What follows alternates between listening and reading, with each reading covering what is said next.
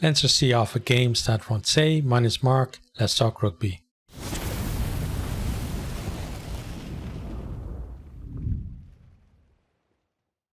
Leinster were able to pick one of the strongest lineups that we've seen them pick all season for this one. Just a couple of the frontline players missing, but Stade, by contrast, sent over pretty much a second team.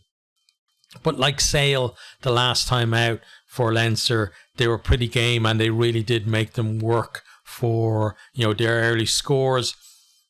Leinster, they're applying pressure from the off, camped on the Stade line. Sheehan goes over the ground, but Baird was obstructing just before that, and the ruck before that, and it's a penalty to Stade. I'm not sure whether his interference necessarily created the space for Sheehan to go over, but he still interfered, so the penalty is fair enough. We then have some good hands from Leinster as they're applying even more pressure, and that's Stade 22, but Larmour gets himself isolated and Stade keep them out once again. Leinster then, they go to a corner from the penalty. Stade were offside in the build up to that, but then Leinster line-out malfunctions, not for the first time in this game and not for the first time this season either.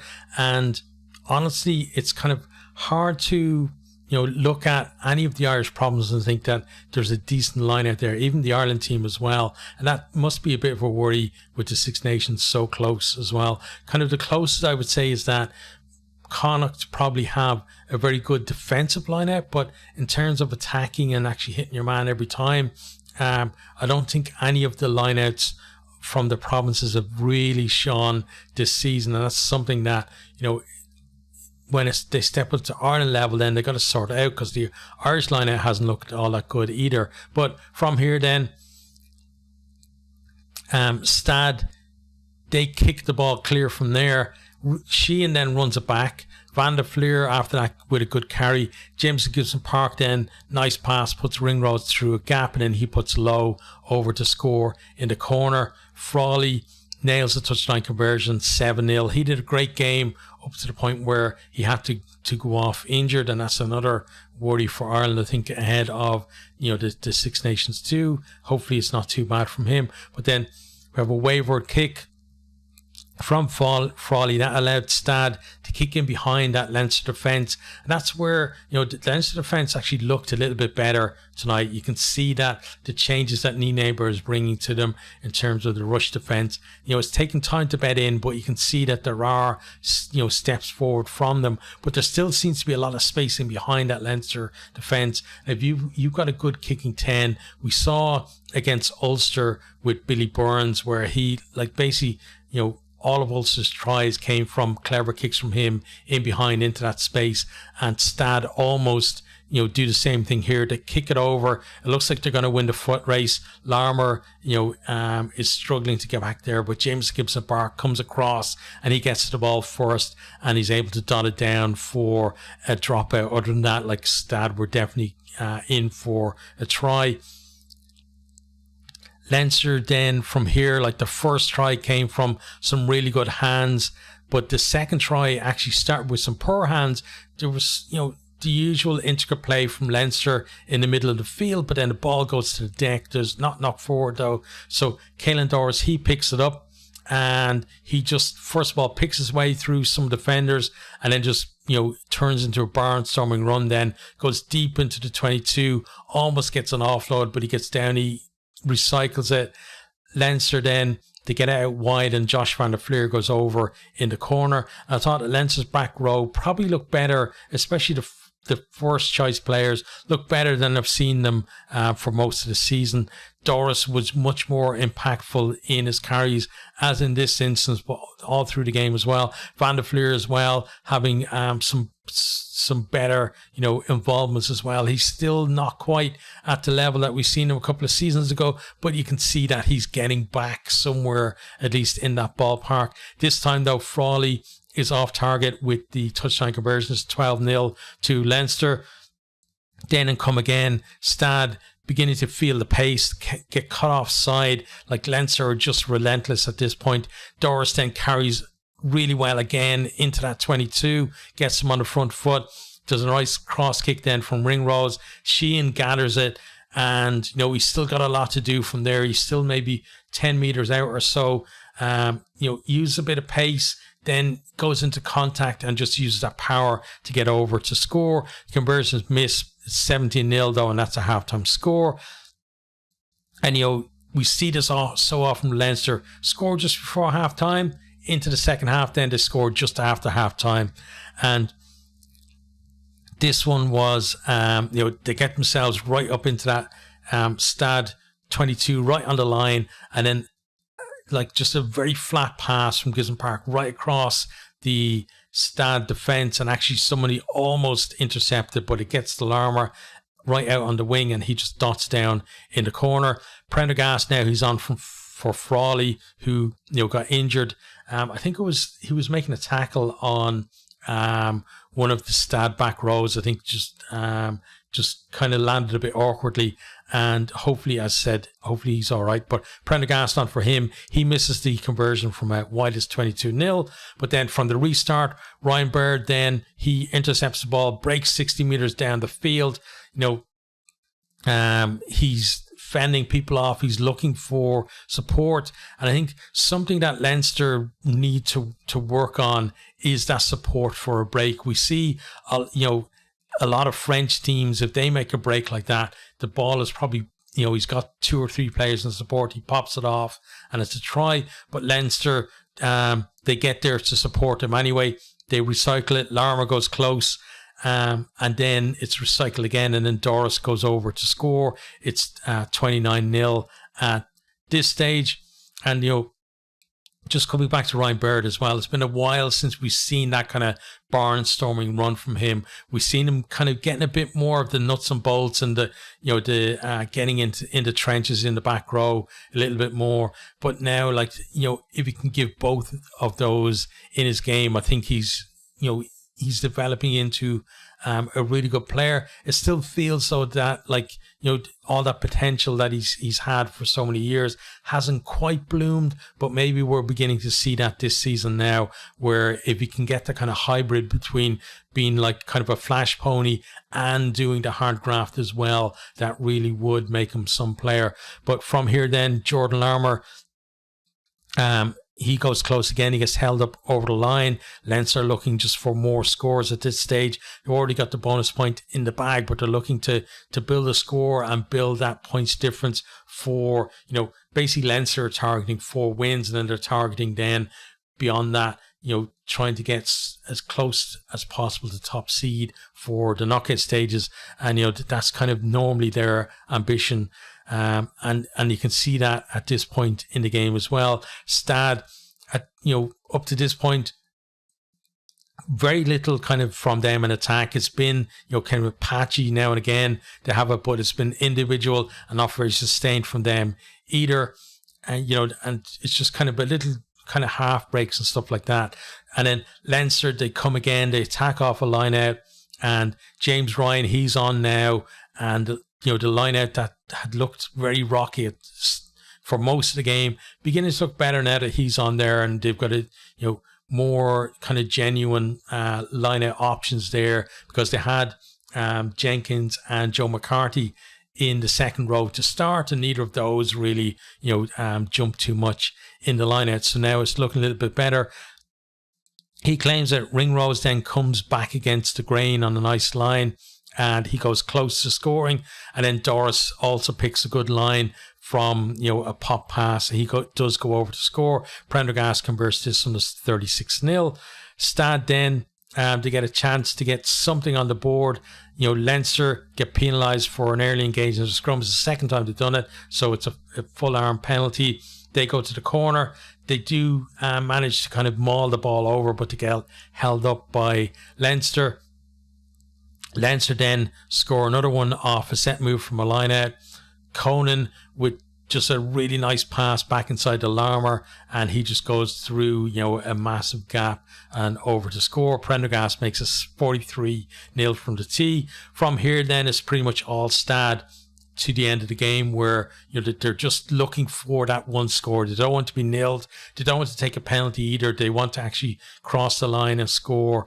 And they've had plenty of penalties as well. They're just applying pressure, and They create some space out wide for Dakuwaka, and he goes close, but there's a combination of Lowe and Josh van der Fleur force him to lose the ball just short of the line. But, as I said, they just keep applying that pressure.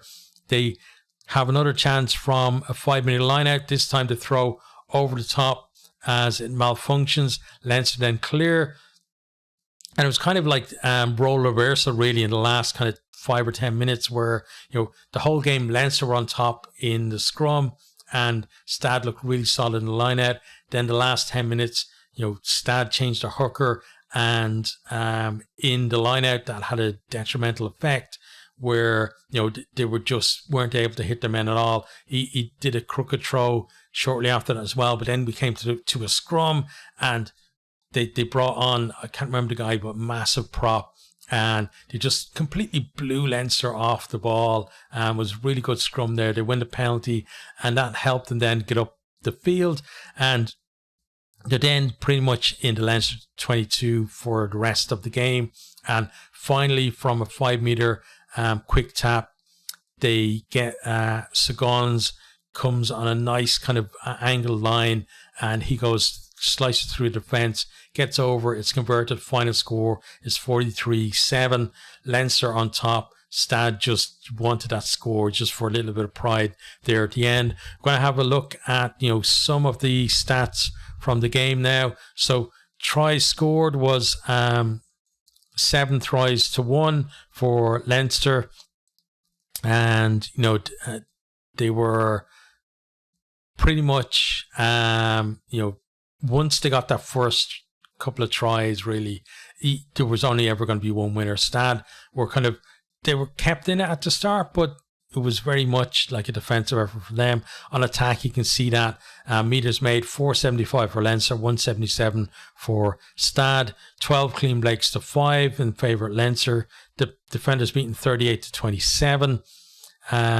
Then passes 154-93, and territory a little bit more even, 51-49. On defence, then tackles made 96-132. So Stade having to do most of the defending. Tackle success 78% each. So Leinster's defence has never been all about kind of first up tackling, but you would still probably think that they'd want to make a little bit more than those. But they were kind of shooting out the line a lot. You saw Gary Ringrose do it. We've seen them do that a lot actually for Ireland and for Leinster, but we've never seen other players do it as well, as that kind of the blitz defence really is coming or bedding in a bit more. Turnovers 1 then 6-1 to Leinster. In the set piece then lineouts 10-1 by Leinster, 13 for Stade. And actually turned out Leinster's lineout went a little bit better, 77% to 72. You wouldn't have thought that by looking at the game. And in the scrums as well, 8-1 by Leinster. Stade only had 2, but they won both. So in terms of scrum percentage, at least they won that. 80% for Leinster, 100 for Stade. Obviously, Leinster's 2 ones were lost were the one where they got blown away and the other one where they conceded the penalty for the early engage. Kicking from hand then, 29 for Leinster, 24 for Stade, but Leinster were a lot more meters, 938 from kicks to 735 for Stade, and kicks retained then 4-2 as well. Leinster just that little bit more competitive in the air.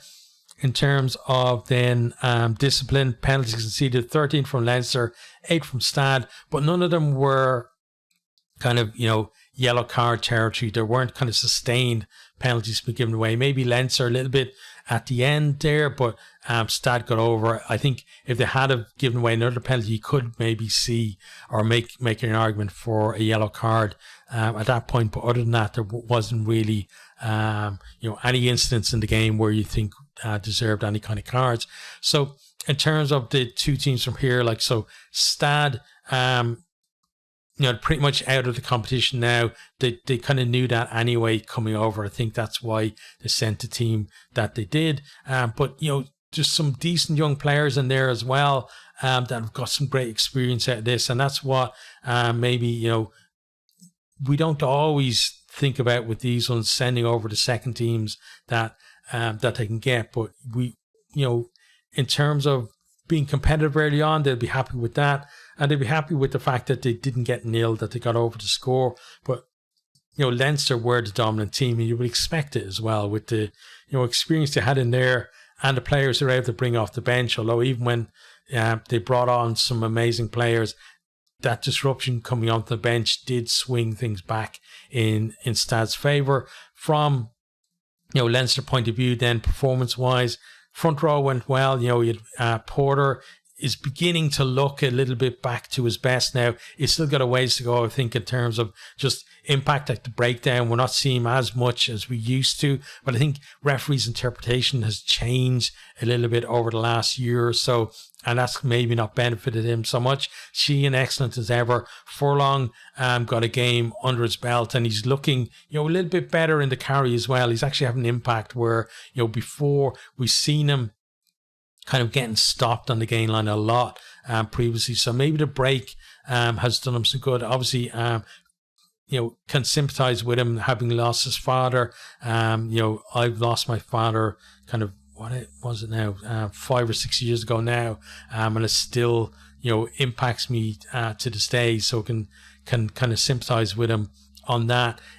Second row, I thought. They were decent in terms of doing the hard yards and stuff like that. And the line-out, obviously no real impact from them because neither of them really line-out options.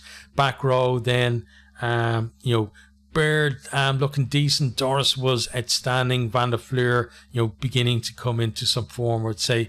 Into the backs then, Gibson Park, amazing as ever. Frawley looked really good when he was on. Prendergast looked decent when he come on as well, but there's that worry about what happens now with Ireland with that potential injury to Frawley. Centres then, we had Henshaw and Ringrose playing together for the first time in probably a long time for Leinster, it feels like. But they went decent together. Henshaw as well, I think is begin to have a little bit more impact too. I think early on in the season he was trying to force things a little bit too much, and we saw him dropping a lot of ball on the deck as well. Then James Lowe back on the wing, that's a huge thing for Leinster. I think he just gives them that extra dimension. Larmour, so tricky with ball in hand, but you just love him at times to just decide, once he's beaten someone, to actually put the foot down and go for the space rather than trying to beat somebody else. And that's kind of, part of the reason I think why he hasn't won as many Ireland caps as maybe his talent would lead you to believe that he should. And then Keenan at the back there as well. So and then the bench that come on, great impact from them. So, Leinster, they're still nowhere near their best, but they're being made to kind of fight a lot more this season for their wins and, for their bonus points, etc. And I think maybe for them this season, maybe that's something they needed last year, was to be a bit more battle hardened when they got to kind of the pointy end of the season. But so that's kind of something in their favour, but something that maybe goes against that is they still haven't found those extra gears that they had last year that we saw against the likes of Toulouse, where they were able to just and Leicester as well, where they were just able to go against a really good side and just go through those gears and just pull away and blow them away. We haven't seen that at all from them this year. As I said, there is a bit of transition there, so it might kick in when we get to kind of the knockout stages. And we've also got another pool game to go anyway. So they do have time to find that before then. But they're going to be happy with 3 wins out of 3, and now they're going to go on now into the last game, hoping that they can actually seal top spot in the pool, and then as high a ranking as they can in the overall knockout stages to get home draw as far as they can through the competition.